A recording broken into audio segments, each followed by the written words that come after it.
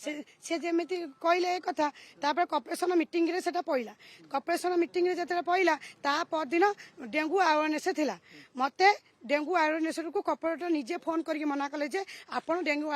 सी तो फोन कले नहीं आमको जो आम जो एसआई जे मना कले जे तुम डेंगू अवेयरनेस 3 जन आसिया तुम आसबनी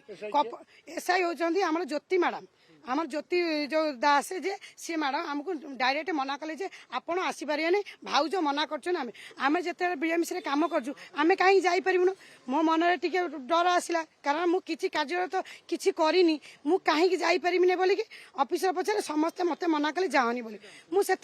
गलिनी तापर मते तापर ऑफिस रु फोन आसला जे आमको आसिक देखा करूँ जो आम भी आसिक देखा कलु जो